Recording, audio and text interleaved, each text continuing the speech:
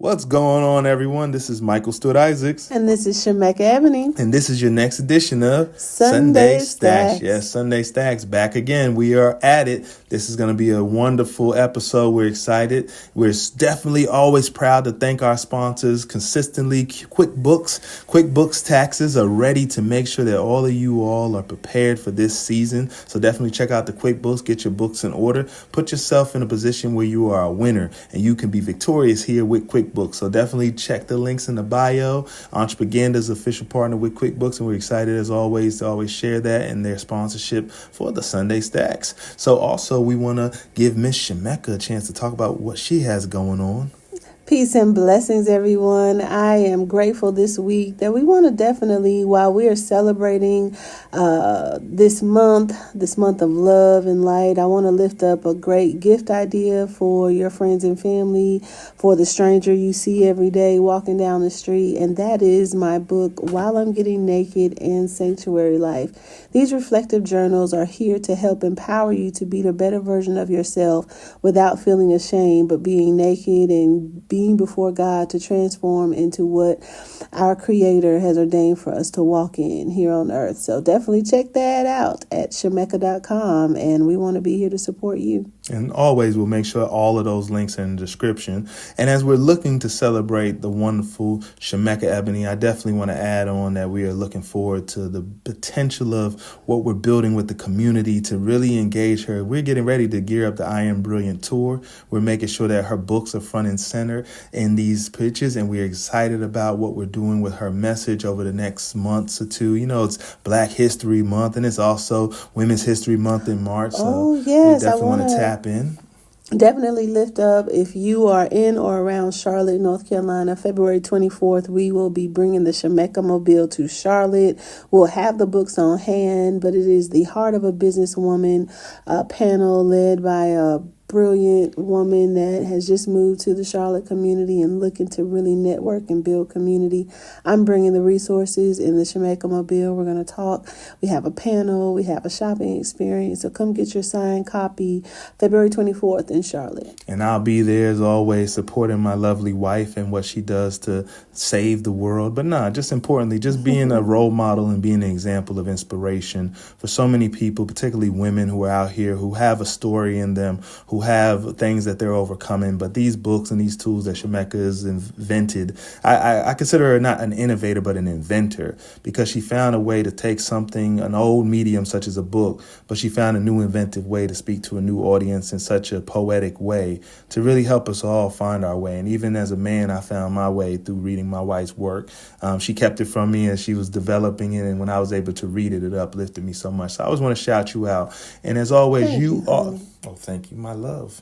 Well, always, you too are Black history, and we want to make sure we lift up here in the month of February, Black History Month. But most importantly, we won't want to just talk about history. We're talking about Black futurists. We want to throw a theme out here that makes us start thinking about what are we doing next? When we hear stories like Shemekka's and so many of you out there that can relate, you are the next wave of the future. You are the persons who are building the new institutions, the new forms of unity. We want to build a coalition of people who are focused on how do we really start to bring a futurist mindset to all people, but understand as Black futurists, we see ourselves in the winning position, not in the position where we are being held back or held down or oppressed, but in a position where we are showing people what unity truly looks like and finding new ways of living as a human people in a way that we're leading the way in the charge and really showing from the love and the empathy and all the lessons of our ancestors that we truly want to create a world where everyone could be vibrant and thriving in.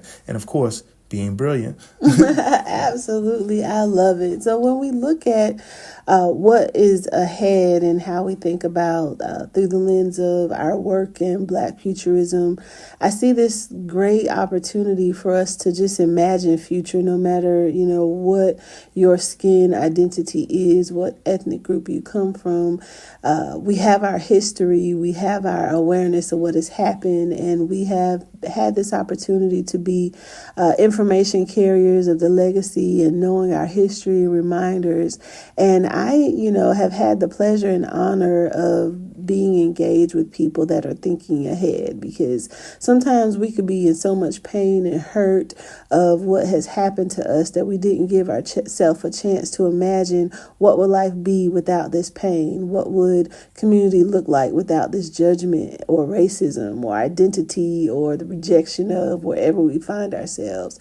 Are we imagining and orchestrating and co-designing what a Black future will look like, where we are accepted within ourselves, accepting our love for ourselves more deeply, and showing people how to treat us and how we can operate and partner and connect with each other?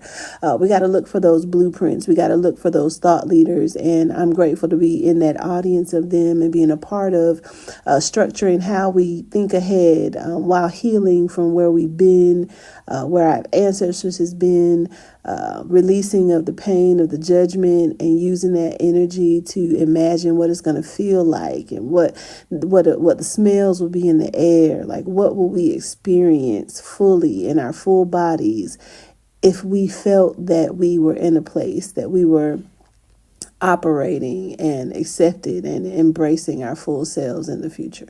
And that's a beautiful vision that you laid out for Black futurists and futurists in general, where we're not looking at just an AI technology revolution, but we're looking at how do we reverse engineer human beings and how we see one another and remove the dismissiveness that we have for one another. And some of the things I realized to get that world we want, the one thing I realized as I've learned from mentors over the years is how do we really get a hold of what's really holding us back? And that's our grief.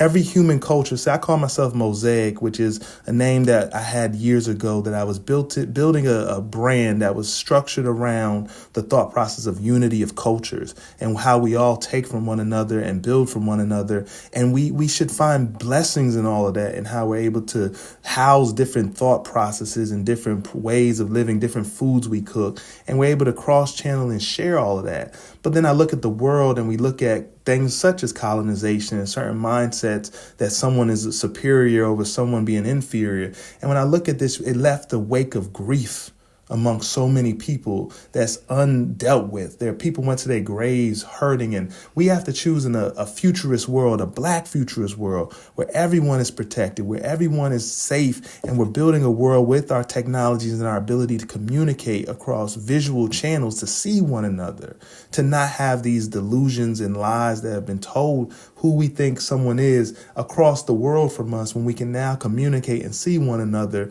and remove this grief from the spirit of who we are. And I promise you, world, if we remove this grief that we put over our future, where we already imagine a gloom and doom future, but not one of beautiful positivity, beautiful fields and meadows, environments that are good, social and economics that are balanced for all people to exist. This is what we're calling forth. And that's why we love what we do in our work with I Am Brilliant. But that's why we love this platform of Sunday Stacks, because some of y'all don't know what we do. And I get that. But we're here to show you and unveil that we're here to help you find new positive ways to get rid of things. We don't need mental health conversations. We don't need depression conversations. People are grieving.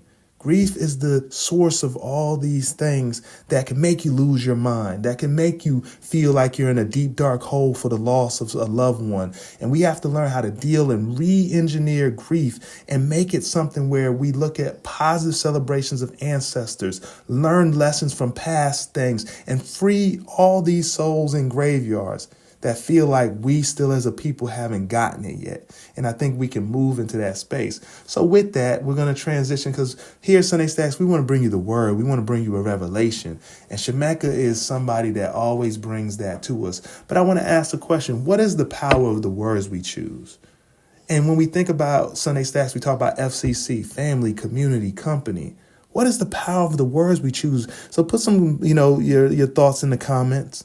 Let's think about words that we choose that we want to start saying in our society, in our world, like brilliant, to really start a revolution and a movement towards a different way of seeing the outcomes of what's possible for our society. Same way we're putting energy into different sporting events and other things, we can be putting into our everyday lives. And that's the word we have. So what is the power of the words we choose? And we'll put that in the description, but I want that answered here in the comments.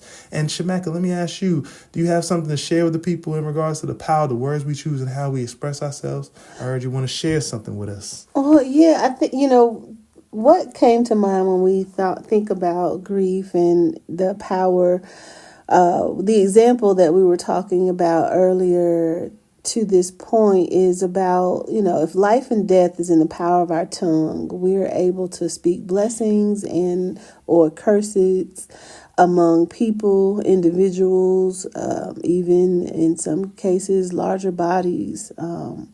For whatever reason, we utilize this language that we have to honestly spellcast in controlling people and taking away what may be natural or innate to them. So those grievances of miscommunications could cause feelings that challenge us. But the example I want to bring to mind was a statement that some of us BIPOC community members may have been taught, that when we notice or identify a crime that includes a white woman and a black man, or child, with this binary more specifically, there is this statement that comes often, this declaration, or I don't know if it's a reminder or a confirmation that if the roles were reversed, a black person would get life in prison, or worse,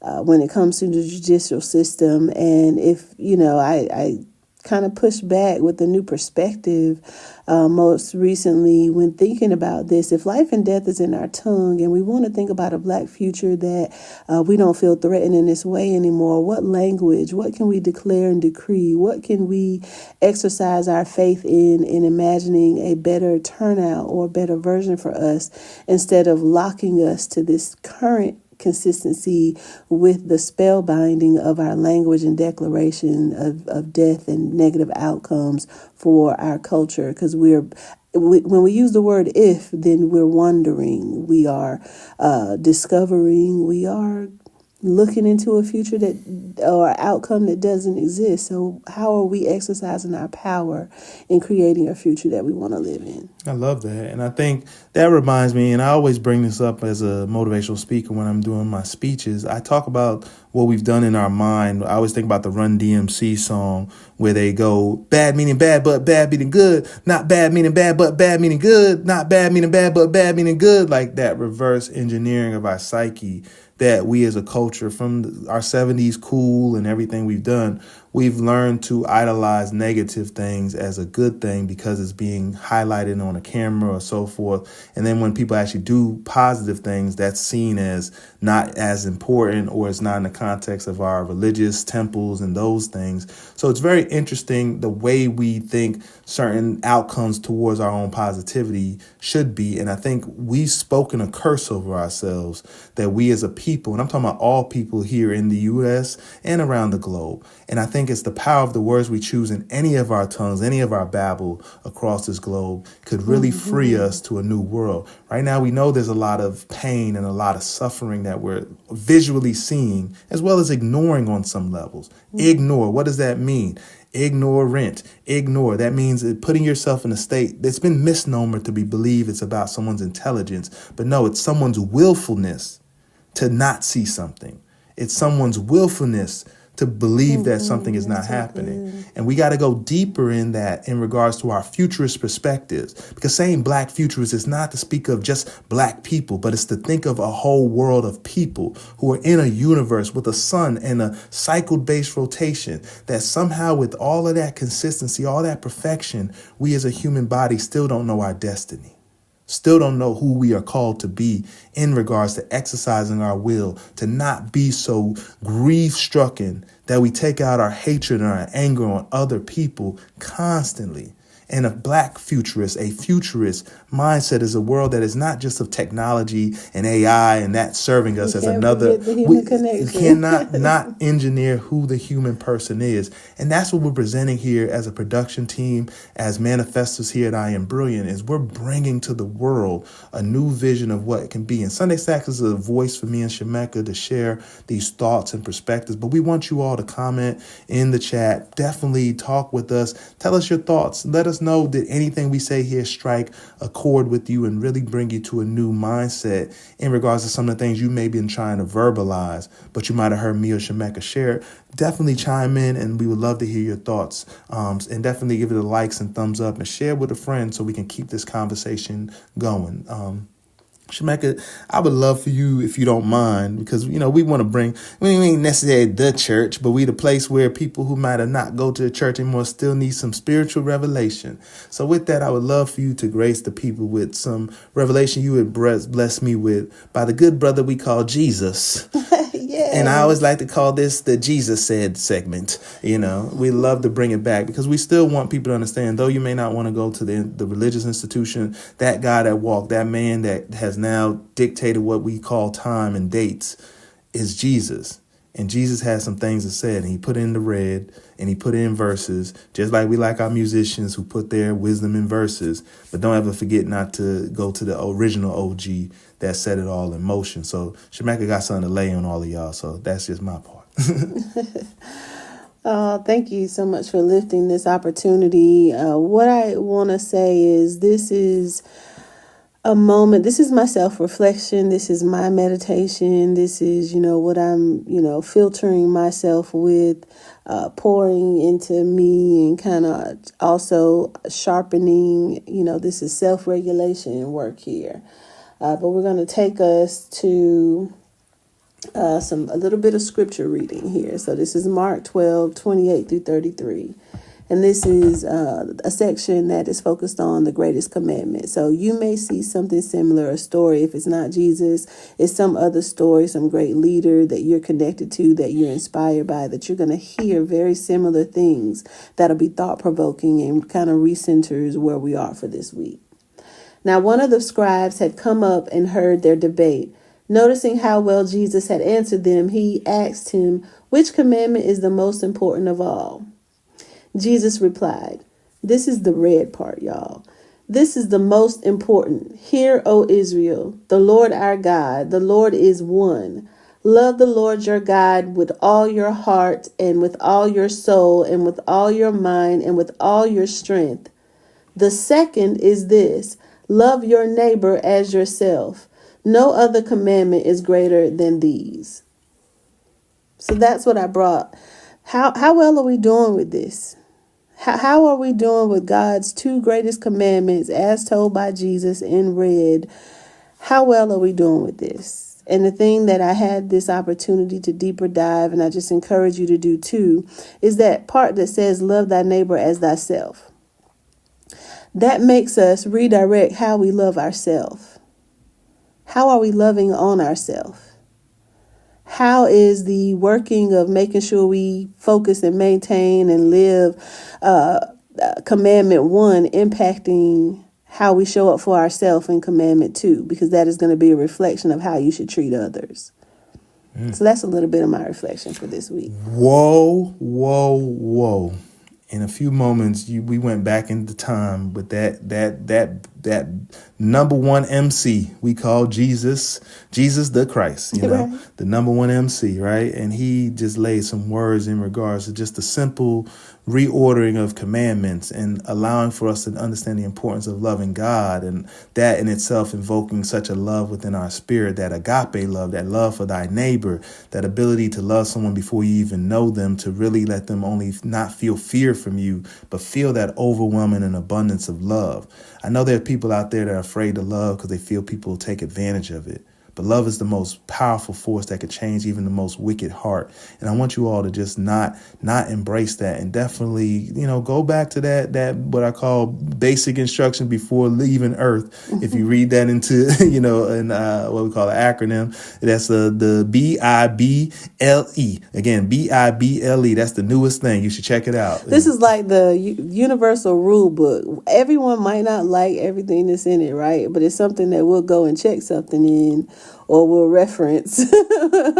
And whatever your universal rule book is for your faith, your culture, your beliefs, then whether or not you need to go back and look at it because you haven't checked it out for a while, or you join every spirit, soul, universally serving with us, just like here on this platform, to get this injection of what you need to be the better version of who you're supposed to be. Boy, I love it.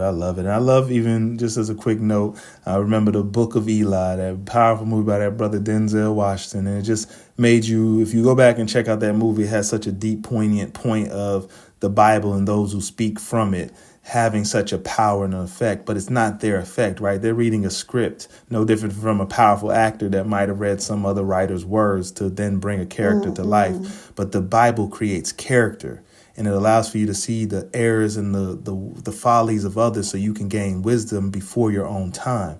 And if you're able to have that roadmap and really understand the journey through any of our texts that are out there that are trying to help us all, I think all major religious texts are doing the same thing, trying to help people learn from the mistakes of the past, and people who have been able to grow from a young baby to someone with gray hairs and really understand the wisdom that life will throw at you. And as we see as a human people, there's a level of redundancy we've put ourselves in regards to how we treat each other and our behaviors. And now we're trying to add and inject technology, but some of that comes with mass weaponry that can cause destruction and a lot of other things. So we have to balance out the way we see ourselves as innovators and inventors, and think in a positive manner how we can start inventing towards healing and saving all, and making sure resources don't feel scarce. So people have to create these destructive behaviors in our world. And I know people are disagreeable, but we have to agree that we can't stay in this state of grief, and this state that we know that who died for us, that who gave us positive words, told us that love is the only answer for this one life that we live. So that's so good. I want to shout out Dr. Shanae Birch, and her dissertation was centered on grief, love, and this juxtaposition of how we experience grief in different ways, and having a better relationship with it in a way that is not only healing but thought-provoking. And she created it in a theatrical performance, a one-person show, and it was such a healing journey because we were able to see ourselves in that. So I will shout out ShanaeBirch.com. Go learn about it, read, connect with Dr. Shanae Birch on her website, and learn more about how you can turn your grief into life-giving difference in how you show up and how you look at it and how it's impacting you. And we'll definitely have all those links in our bio so you can check out our sponsors. You definitely could check out Shemekka's books and all the other recommendations that we laid out for you. In this time, as we're looking to get close to wrapping up, we want to have our Whiz of the Week. Whiz of the Week. There's no way we could not have the Whiz of the Week without us expressing that this is Super Bowl Sunday. Yes, it's Super Bowl Sunday, and we are super excited to really just be able to shout out those in the American football, as we call it, right? Because we have listeners all around the globe. But yes, American football, that we have put ourselves in a position where it is now Super Bowl Sunday, and we have two teams. We have the Kansas City Chiefs with Patrick Mahomes, and we have the 49ers, San Francisco 49ers. I'm going for the red team. Yes, I think both of them wear red, so baby, that might not be the way to win, but I guess you win either way.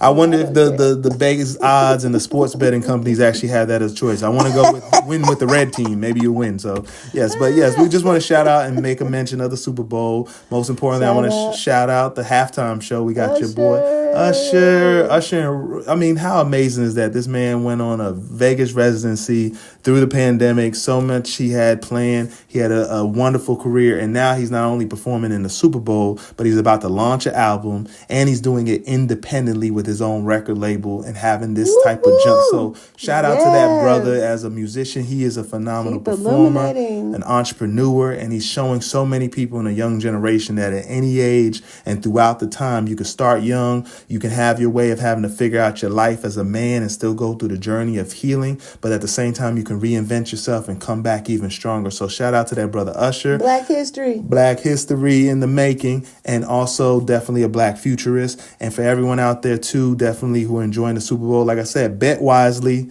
Definitely don't get too emotional. Don't fall in grief at the end of a game because your team didn't win. Shout out to the people that are not watching the Super Bowl. We are not to be ignored. We may not be able to see it, but we like to watch the highlights and the bloopers when it hits YouTube. If you're in that community, we see you too, and we get it. We understand. Well, I look forward to wherever I land today to have my eyes on the Super Bowl. You know, love football, grew up playing football, so definitely, always excited. But like I said, I don't like that this year feels so staged, and I've heard the rumors in the past that Super Bowls are staged events. I get it. It's corporate like WWE. Interest. Yeah, but we want to believe that authentically these people are putting all of it on the line for the chance to be the champion. And so whether it's the San Francisco 49ers or the Kansas City Chiefs, as long as it doesn't turn into the Taylor Swift show and we House keep out always wins. Hey, remember that, right? NFL's going to win, the team owners are going to win, and most importantly, hopefully the fans do win. But we don't want to forget that Usher is the performer, not Taylor Swift. So let's make sure that we keep our focus there. So we'll go ahead and get ready to wrap up here. Like I said, all the links are in the bio. Please like this and subscribe to our channel. We need the support. We have other channels too. We have the I Am Brilliant channel on YouTube where you get more of the press interviews and different, speaking engagements and different activities that we get into as a movement with I Am Brilliant, our productions. We also have the Brilliant Bunch launching on Super Bowl Sunday. So we're launching the Brilliant Bunch with our young sons, Chi and Maxie, who want to really be dynamics creators and social media influencers. So we're documenting the process and giving them a chance and a platform to be creative. Trust me, they earned it. And I'd like to joke and think like I'm a little Joe Jackson, but I ain't that extreme. My kids actually want to do this, y'all. So I'm just being a good father. They study on their own. They want to be out there. So, and they got the talent for it. So we're just going to nurture it throughout our platform, keep them incubated and let them grow. So y'all support them. Give it a like at the Brilliant Bunch. It's on YouTube. We also on TikTok, and we keep putting content out there, and we're building for more. So we need those sponsors to keep on signing up. So please, sponsors, reach out. We'll have some information for you to reach out. If you like what you hear and you like how we deliver it, we'll continue to keep coming back with this Sunday stack. So as we always say to wrap up a show, I am brilliant, and you are too. Enjoy the Super Bowl, y'all, and definitely thank y'all for enjoying this episode of Sunday Stacks. Peace.